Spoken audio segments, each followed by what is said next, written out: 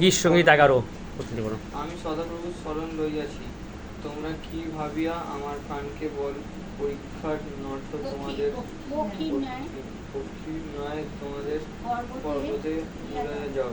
কেননা দেখো দুষ্টগণ চালাকে চালাইতেছে, আপন আপন প্রাণ বিনিয়োগ করিতেছে, যেন সেবক চিরদিগকে অন্ধকারে বিদ্ধ করে।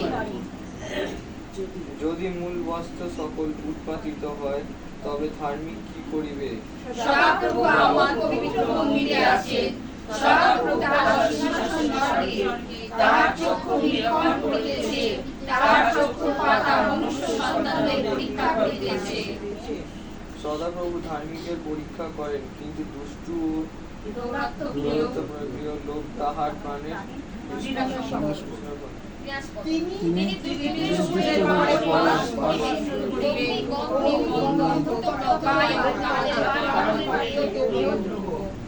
কেননা সদাপ্রভু ধর্মময়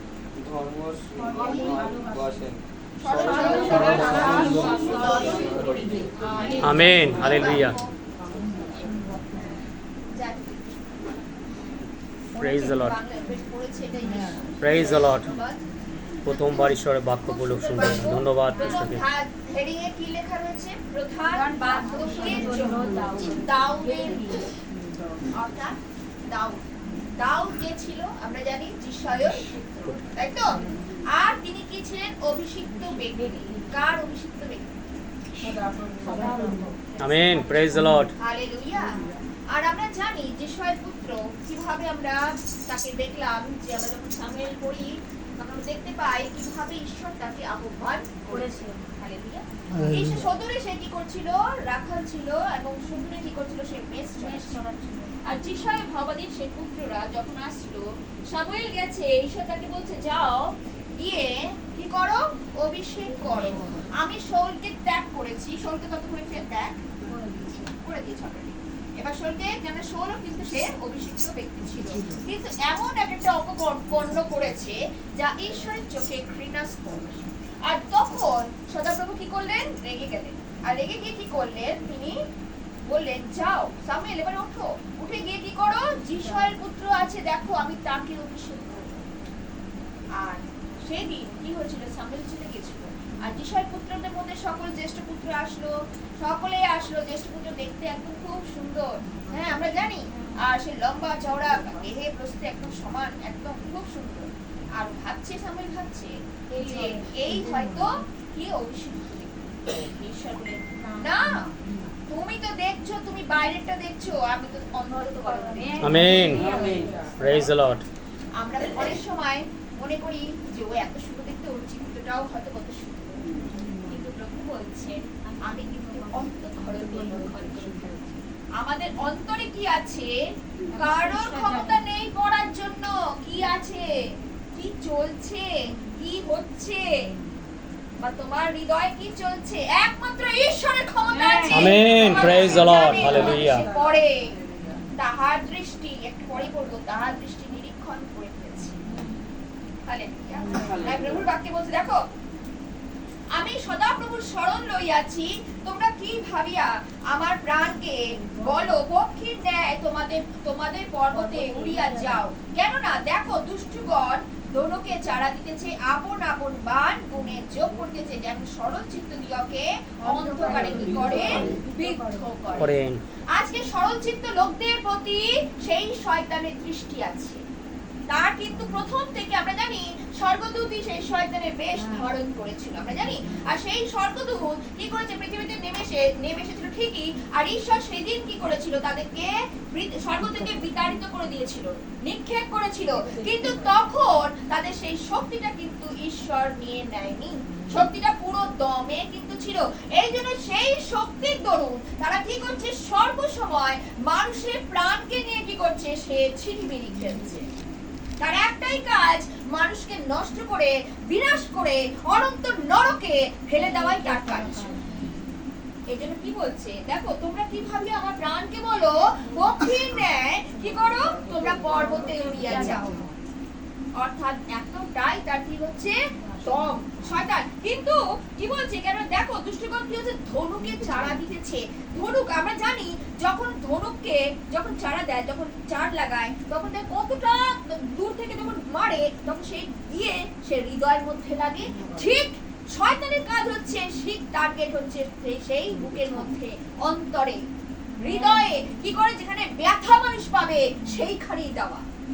ওর একটাই টার্গেট, মেরে ফেলা হচ্ছে ওর একটা কাজ। কিন্তু ঈশ্বর কি বলছে দেখো, আর যেন সরলচিত্ত দিগকে কি করে অন্ধকারে বিদ্ধ করে। আর ওর একটাই কাজ, অন্ধকার হচ্ছে শয়তানের কার্য, অন্ধকার মানে হচ্ছে শয়তানের কার্য, আর অন্ধকারে বিদ্ধ করা অর্থাৎ মেরে ফেলাই হচ্ছে শয়তানের কার্য। কিন্তু সেইখান থেকে প্রভু আমাদের কি করে, উদ্ধার করে। আমেন। তিনি করে, কারণ তিনি রক্ষাকর্তা ঈশ্বর, তিনি উদ্ধারকর্তা ঈশ্বর।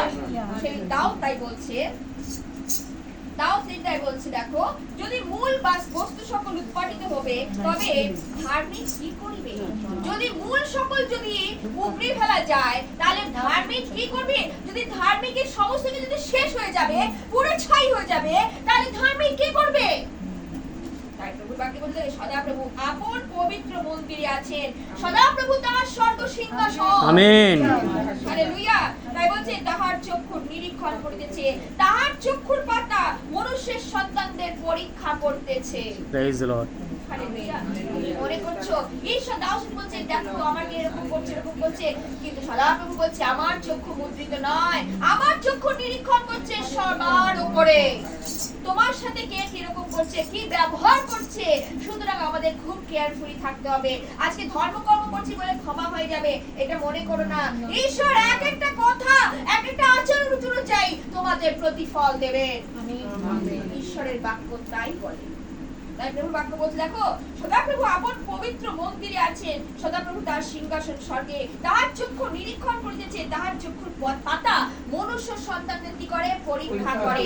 অনেক সময় আমরা বলি ঈশ্বর আমাকে, অনেক সময় মনে হয় না ঈশ্বর আমাকে পরীক্ষার পর পরীক্ষা করেই যাচ্ছে, আমি কবে সুস্থ হব, হে প্রভু আমি কেন উঠতে পারছি না, এরকম মনে হয় না?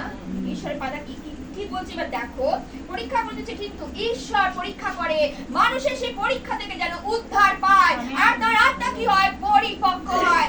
এখন এই যে অবস্থা, সেই অবস্থা থেকে যখন তুমি উত্তীর্ণ হবে তখন তুমি আত্মার আরেকটি ধাপ তুমি উপরে উঠবে। আমেন। তিনি আত্মা, ওই জন্য পরীক্ষাকে আমরা সবসময়, পরীক্ষা কেন আসবে ঈশ্বর বলে যে ঈশ্বর কেন আমায় পরীক্ষা দিচ্ছে, পরীক্ষাকে আমরা সবসময় বলি ওয়েলকাম করতে হবে। কেন পরীক্ষার মধ্য দিয়ে আমাদের আত্মা কি হয়, সবলীকৃত হয়। হালেলুয়া। আর আমরা যদি পরীক্ষা দিই, স্কুলে কি হয়, স্কুলে আমরা পরীক্ষা দিই তো, একটা ক্লাসে উঁচুতে উঠতে গেলে আমাদের পরীক্ষা, এই ফার্স্ট টাইম পরীক্ষা, সেকেন্ড টাইম পরীক্ষা, থার্ড টাইম পরীক্ষা আমাদের দিতেই হবে। আর দিলে পরে আমরা কি করব, একটা ক্লাসে আবার উঠবো, পাস করলে পরে উঠবো, ফেল করলে আবার সেই ক্লাসেই পড়ে থাকবো। অর্থাৎ আত্মার বৃদ্ধি হবে না। ঈশ্বর ঠিক তাই, আমাদের আত্মাকে তিনি কি করেন, পরীক্ষার মতন করে গড়ে নিয়ে এবার কি করেন, গঠন করেন। আমেন। হালেলুয়া। নাইপ্রভু বাক্যে বলতে দেখো, সদাপ্রভু ধার্মিকের পরীক্ষা করেন, কিন্তু দুষ্ট দৌরাত্ম প্রিয় লোক তাহার প্রাণের কি হচ্ছে, ঘৃণা। হালেলুয়া। তাই বলছে ধার্মিকের তিনি পরীক্ষা করেন, কিন্তু সেই পরীক্ষার পথও তিনি খুলে দেন। আমরা জানি, আমরা রোমীয় পত্র বলছি দেখি যে ধার্মিকের পথ তিনি আবার কি করছেন, খুলে দিচ্ছেন। যে মানুষ পরীক্ষা করছে, মানুষের পরীক্ষা করছে, কিন্তু পরীক্ষার পথ তিনি খুলে দিচ্ছেন। কিন্তু কি বলছে, দুষ্ট যারা ছল নিয়ে ঈশ্বরের পথে চলবে তাদের তিনি কি করবেন, তার সেই সকল লোককে তিনি ঘৃণা করেন। আমেন। তাই তার বাক্যে বলছে আমি অহংকারীকে কি করি, দূর থেকে ঘৃণা করি। তোমরা মনে করছো ঈশ্বরের পথে আছি, আমার অহংকার আছে, আমার এই আছে সেই আছে, আমার এই করছি আমি সেই করছি, মনে করো না ঈশ্বরের চোখে তুমি ঘৃণাস্পদ। ঈশ্বর তোমাকে চিনবে না, সেই জানবে না। হালেলুয়া। বাবা তুমি বলবে আমি রোগ সারিয়েছি, তোমার অহংকারের কথা, আমি রোগ সারিয়েছি, প্রভু তুমি আমার মধ্যে দিয়ে এই ভূত ছাড়িয়েছো, আমি এই করেছি সেই করেছি, নাচ করা তোমাকে আমি চিনি নাচ করা। হৃদয়টাকে অন্তত নত নম্র করতে হবে। হ্যাঁ প্রভু আমি তো সত্যি কথা সবসময় বলি আমি জিরো, আমি শূন্য, কিন্তু শূন্য থেকে প্রভু আমাকে উঠায়।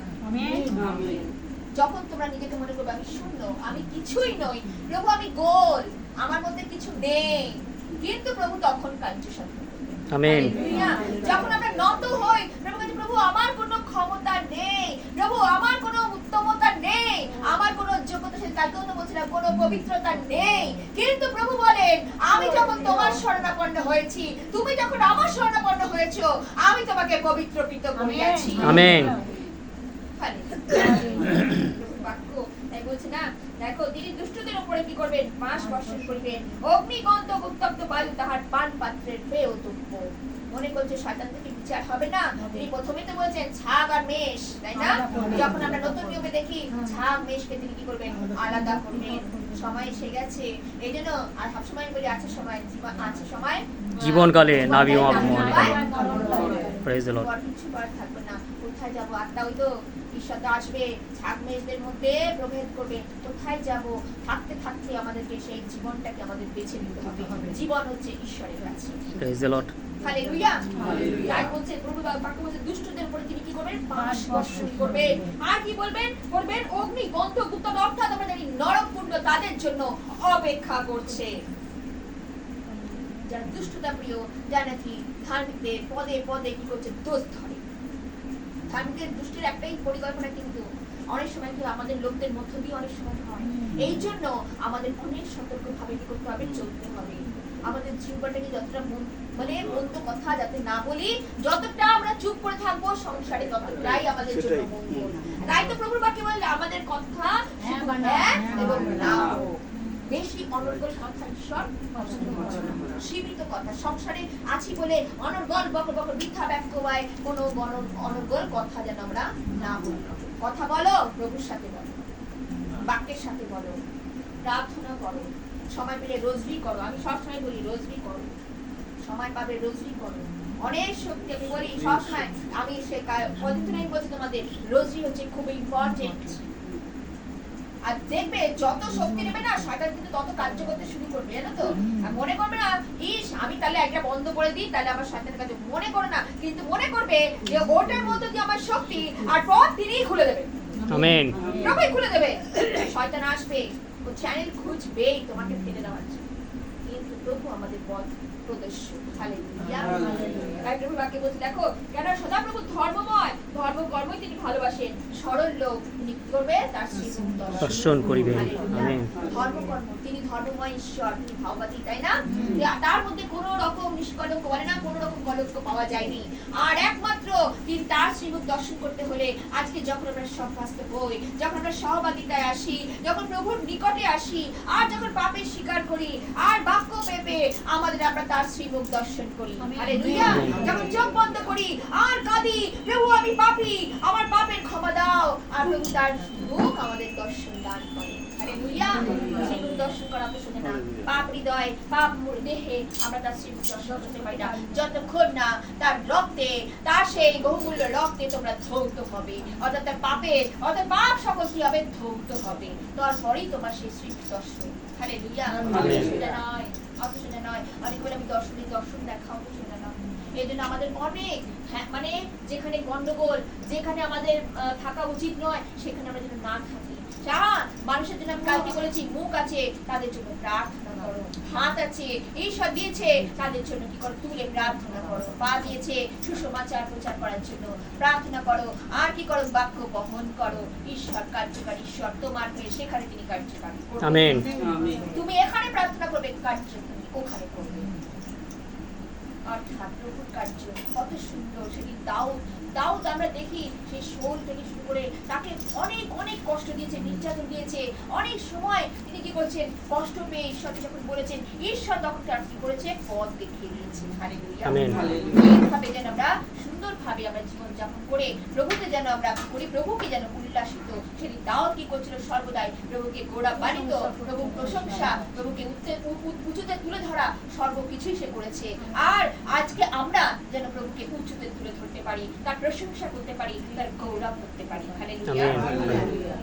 Praise the Lord. Praise the Lord. জয় ঈশ্বর।